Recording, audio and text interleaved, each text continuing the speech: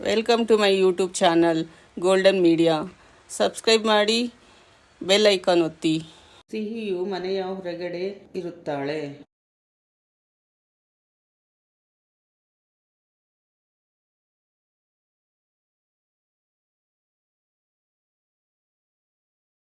ದೇಸಾಯಿರವರು ಹೌದು, ಮದುವೆ ಮಾಡಿಸುತ್ತೇನೆ ಎನ್ನುತ್ತಾರೆ. ಆಗ ಸಿಹಿ ಮನೆಯ ಒಳಗಡೆ ಬರುತ್ತಾಳೆ. ಇದನ್ನು ನೋಡಿದ ಸಾಧನಾಗೆ ಬೇಸರವಾಗುತ್ತದೆ.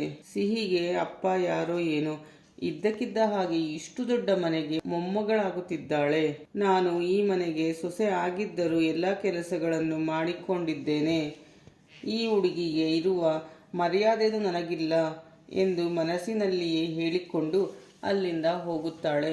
ಸೀತಾರ ಅಣ್ಣ ಮತ್ತು ಅತ್ತಿಗೆ ಸತ್ಯಾರನ್ನು ನೋಡಿ ಈ ಮನೆಯ ಕೆಲಸದ ಆಳು ಎಂದುಕೊಂಡು ಸತ್ಯಾರಿಗೆ ಬೈಯುತ್ತಾರೆ. ಇದನ್ನು ನೋಡಿದ ಸಾಧನ, ಇವರು ನಮ್ಮ ಯಜಮಾನರು, ಸ್ವಲ್ಪ ಮರ್ಯಾದೆ ಕೊಟ್ಟು ಮಾತನಾಡಿ ಎನ್ನುತ್ತಾಳೆ. ಸಾಧನ ಸತ್ಯಾರನ್ನು ಕುರಿತು, ಯಾರೋ ರೋಡಿನಲ್ಲಿ ಹೋಗುವವರು ಈ ಮನೆಯ ನೆಂಟರು, ನಾವು ಈ ಮನೆಯ ಮಗ ಸೊಸೆ, ಕೆಲಸದವರ ಹಾಗೆ ಎನ್ನುತ್ತಾಳೆ. ಮದುವೆಯಾಗಿ ಇಷ್ಟು ವರ್ಷವಾದರೂ ಮಕ್ಕಳಾಗಲಿಲ್ಲ. ಮಗು ಎನ್ನುವುದು ಒಂದು ವರ, ಅದು ನನಗೆ ಬೇಕು ಎನ್ನುತ್ತಾಳೆ. ಸತ್ಯರವರು ಸಾಧನಾಳನ್ನು ಸಮಾಧಾನ ಮಾಡುತ್ತಾರೆ. ಆದರೆ ಸಾಧನ ಯಾವುದನ್ನೂ ಕೇಳಿಸಿಕೊಳ್ಳದೆ ಅಲ್ಲಿಂದ ಹೋಗುತ್ತಾಳೆ. ಪೂಜೆ ಮತ್ತು ಹೋಮದ ಕಾರ್ಯವು ಮುಗಿಯುತ್ತದೆ.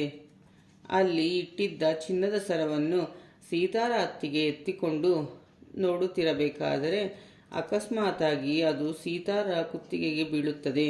ಸೀತಾನೇ ಈ ಮನೆಯ ಸೊಸೆ ಎಂದು ಆಣಿ ಆಶೀರ್ವದಿಸಿದ್ದಾರೆ ಎಂದು ದೇಸಾಯಿರವರು ಹೇಳುತ್ತಾರೆ.